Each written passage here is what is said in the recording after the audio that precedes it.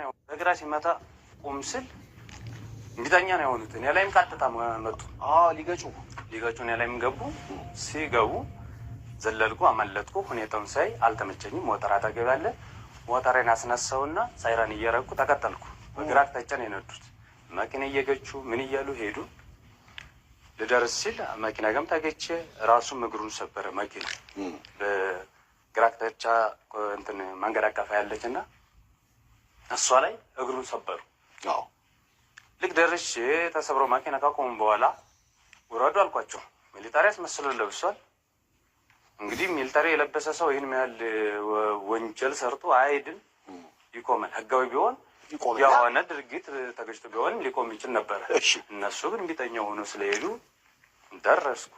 ውረዱ አልኳቸው። ቀጥታ ምንድን ነው ያሉት? አትይዘኝም፣ ሰራዊትንን አትይዘኝም፣ ሚሊታሪ ነው የለበስ ነው አሉ።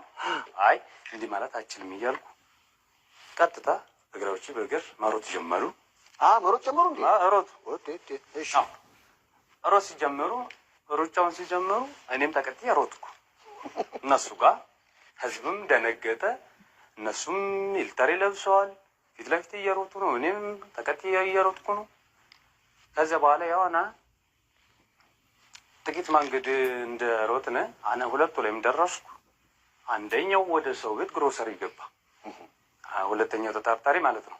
አንደኛው ተጠርጣሪ እዛው ያዝኩ። ልክ እዛው ከያዝኩ በኋላ ህዝቡ ምንድነው አለ። አይ ወንጀለኞች ናቸው አልኩ። ልክ ለህዝቡ እንዲረጋጉ ወንጀለኞች ናቸው ሲለው ህዝቡ ያኛውን ቤት የገባውንም ይዘው ባራ ውስጥ ቆለፉበት። ኩሽና ውስጥ ነው የገባ። ኩሽና ቤት ወጥ የሚሰሩበት ቦታ ቀጥታ ገባ። ገቢ ሆነ ገባ። እዛም ሰው ደንግጦ የነበረው ተመልሶ ሄደን ነው እንዲህ ብሎ ቆለፈበት። እዚያው እያለ እኔም ጥሪ ያረቁ እርዳታ ጥሪ ያረቁ። ምን አልክ?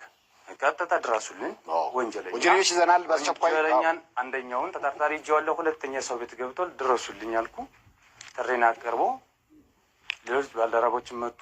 እንደ አጋጣሚ የደረሰ ቶሎ ኢንስፔክተር አሰማነው ይባላል በወቅቱ ደረሰ። ከዚህ በኋላ እሱም ሌሎች ኃይሎቹን ጨምሮ ከዚያ ቤት አውጥቶ ይዞ መጡ። ያኛውን ግን እጄኔ ወሰዱ። መሳሪያ ግን አልያዙም ነበረ። እንደ አጋጣሚ የሆነ መሳሪያ አልያዙም። ማለት ከያዝኩ በኋላ ነው መሳሪያ ለመያዙን ያወቅኩ እንጂ መጀመሪያ ግን ስሜታዊ ነው የሆንኩ። እዛ ላይ ሰው ተጎድቷል ሲባል ስሜታዊ ሆንኩ። ለምን እዛ ላይ ሰው ተጎድቶ ከሆነ እኔን ትሶ ሰው ገሎ ነው የሚባለው ነገር ይሄ ነው ቀጥታ ለእኔ የመጣልኝ። ግን መኪናውን የሆነ ሴት ነበር የምታሽከረክረው። እሷን አስገድደው ነው መኪናውን የዘረፉት።